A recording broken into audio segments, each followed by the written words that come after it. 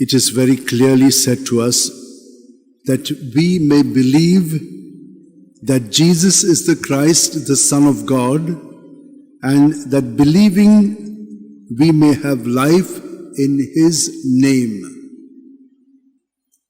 Many years ago, when I read this passage and this part of the scriptures, I also received my confirmation. I felt that the name of Jesus is everything. It is like a capsule in which everything is.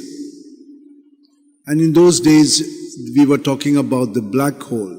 So there's such a lot of concentration of energy in one small place.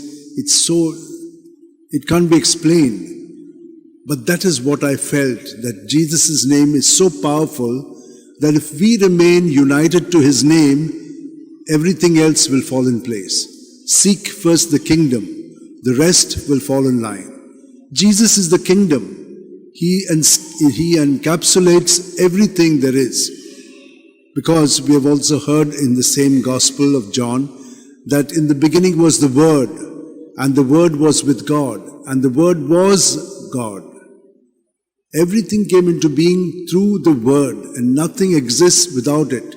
So you see, everything is encapsulated there. Jesus is the Word of the Father. And in Him is everything. We all are subsisting in Him.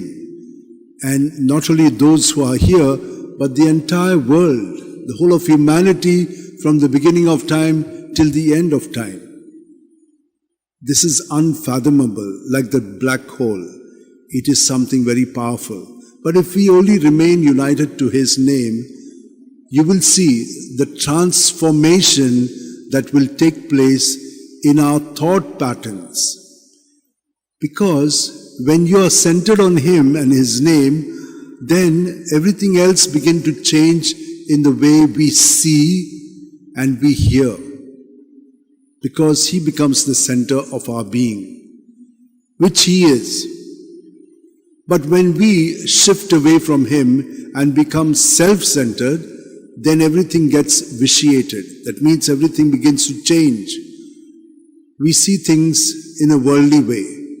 We don't see it in the way it should be, not according to God's wish and plan. And that is where the conflict lies. And that is what makes us go away from God and away from others and away from our true self. We are also estranged from our true self. And that is what sin is, that is what hell is. And so the Father decided to send Jesus in His mercy. We were not listening to Him. We did just the opposite of what He tells us. But He has mercy and compassion. And He shows it to such an extent that He sends Jesus, His very presence, to be with us and to show us that in Jesus He brings back the whole of humanity. Suffers because sin always makes us suffer. Look at when we are living in sin, we hurt the others. And we don't care about them. We think it is right also for us to hurt them. They have done this, I must also do it. This is all sin. And when we live like this, you may think that you are happy. You're getting worse because your misery is simply increasing. But remember that when we are becoming miserable, we are dragging God into it because He cannot separate Himself from us. We have all come into being through Him, and nothing can exist without Him. But what about sin? That is what He has done. He has conquered sin. He has conquered the evil one. And so we all must live in that freedom, and that is His mercy for us. He gives us this mercy just for the asking. The thief was not a believer. He just said, remember me when you come into your kingdom. And he said, today you will be with me in paradise. So much of mercy to anyone and to everyone, because all of us are in Him. So this is what we need to realize brothers and sisters, that we may be able to do what was done in the first meeting of Christians. They saw each other as part of the same body. And so whatever was theirs, they sold it and they shared it among themselves. Whoever had need, they would give it to them. It was a wonderful koinonia, that means sharing. But it has gone away. Not even in our families do we experience it. At some time we do, but as we get older, we become very self-centered and we begin to differentiate, distinguish and divide. This is what happens to us. This is all part of our sinning. But God integrates us, and that's His mercy. He's all the time calling us back. And today we celebrate this day, the Mercy Sunday. God's mercy is tremendous. My dear sisters and brothers, whenever we fail, just remain uniting your thoughts, your feelings, your words to Jesus. And you are set free immediately. The next moment, Jesus' life takes you forward because He is the way. He knows what is the truth. We don't know it. We still grope. When we are self-centered, we can't see it. But when we are Jesus-centered, He will show it to you and you can see it. And like Him, we will be also ready and willing to lay down our life for the other. Not because it is costing us. In love, there is no cost. In love, there is only joy in giving to the point of complete self-emptying. That's what God is. And that is what in the second reading we have heard. Who God is. We are all His children.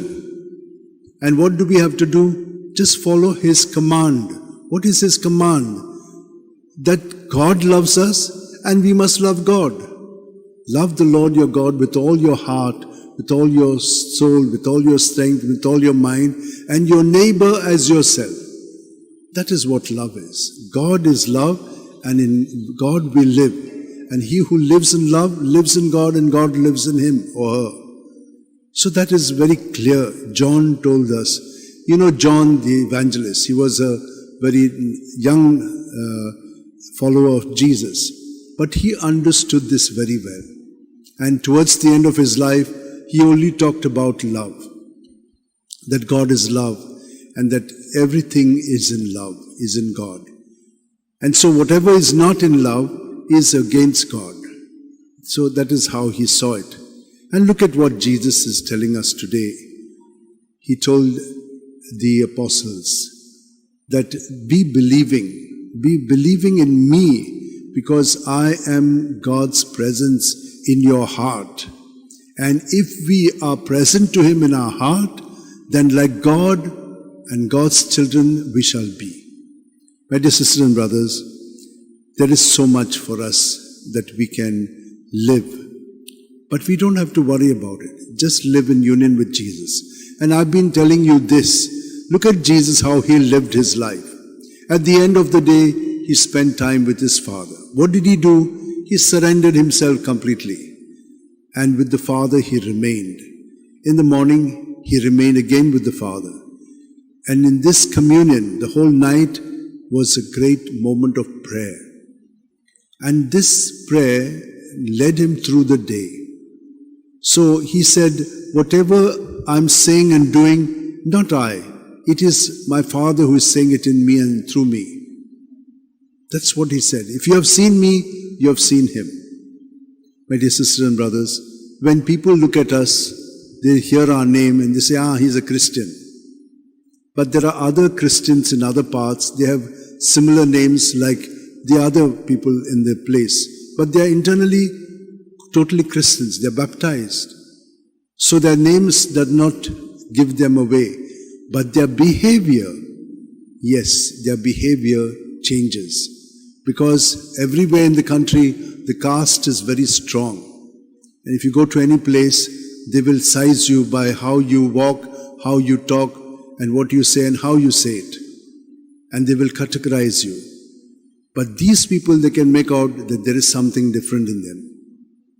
And so, my dear sisters and brothers, all of us are in Jesus. and we have to make this known by our union with Him at all the time. And what is the best way we can do it?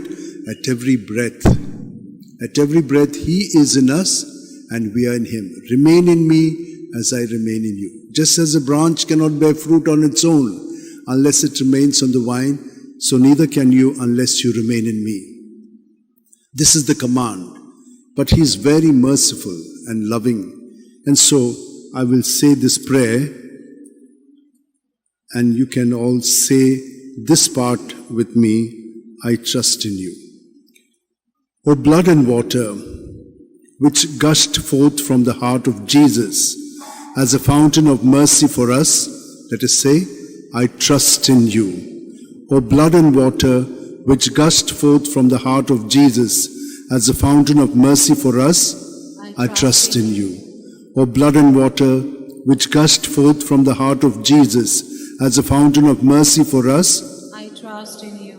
Eternal God, in whom mercy is endless and the treasury of compassion inexhaustible, look kindly upon us and increase your mercy in us, that in difficult moments we might not despair nor become despondent, but with great confidence submit ourselves to your holy will, which is love and mercy itself. Amen. Let us spend a few moments, close our eyes, keep our hands in our lap.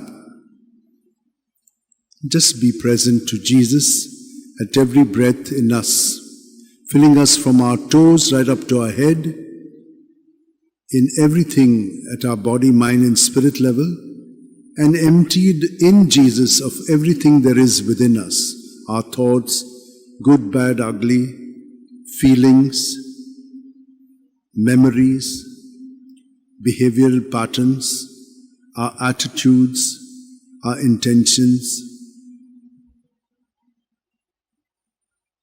When we submit it to Jesus in His life at every breath, He takes it away immediately and He gives us His experience of presence. He fills us with His compassion, with His goodness, with all the peace that we are looking for. And with Him we will become enthusiastic.